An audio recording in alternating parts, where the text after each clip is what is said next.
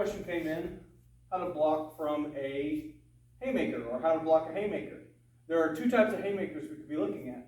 There's the sucker punch, when you're right up in me and I get that tunnel vision, and you'll be cheated off to one side, your hands will be down, you'll be talking to me, yelling at me, and then suddenly out of nowhere, well, first of all, you check to make sure no one's around. That's what you see on all the videos, right? This guy's standing here, they're talking, they're yelling, and then this guy's like, okay, man. And then immediately comes in with that haymaker, right? So that's one kind. The other kind is, you know the fight started. It's not that hard to block. Sorry, man. But what's harder to block is when you're up close, right? You're talking. This is an aggressive conversation, but it's just a conversation. It hasn't become violent yet. But the first thing is, don't let him get that close. You make space and you keep space, but not aggressively. I put my hand on him. Don't do that unless you have to. Just take that step back and keep that hand. So if he comes at you, not necessarily with a punch, he stays at range, but it's not you putting your hand on him. It's him putting him on your hand. So you have this passive, not aggressive looking stance. But if he does get in this close, and I don't have time to do a haymaker, do it slow, because I'm not going to be doing the technique right. This might be too close for that. So I see a lot of people blocking like this, and this will definitely cover your area, but if you hit me, go ahead with the haymaker. No, real haymaker. I'm okay with this.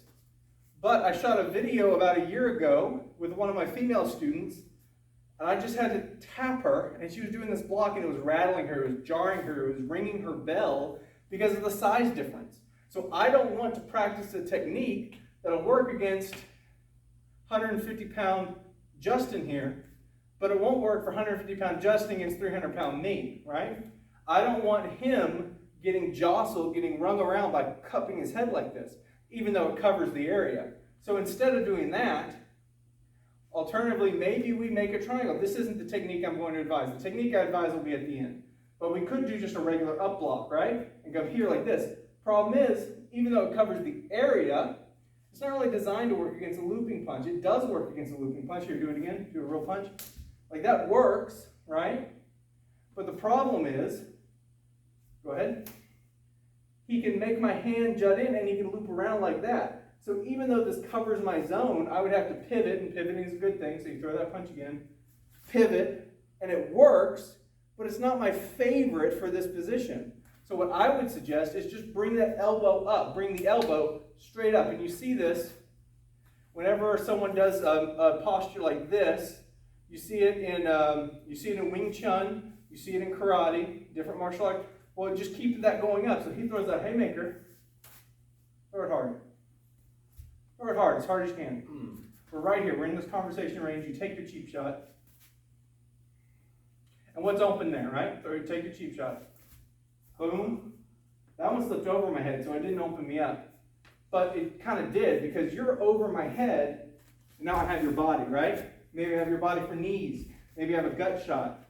Or, the first time I did it, I wound up on the inside. So you strike again. Boom. Bam. Right in that face. That elbow straight to the face. Again. Boom. Boom. And then I follow up. Boom. Boom. Right? That easy hammer fist. And then a strong backhand punch. Fight's over. I heard a story. A guy's son was a security guard. And, well, not a security guard. He was guarding, I think, either armored trucks or ATMs or something like that. And someone tried to knock it off, and he just took his arm, not all that much training, and just elbowed him, broke his jaw. Just the pivot of his body and the elbow to the face. That elbow to the face might end it right there. Thank you, Justin.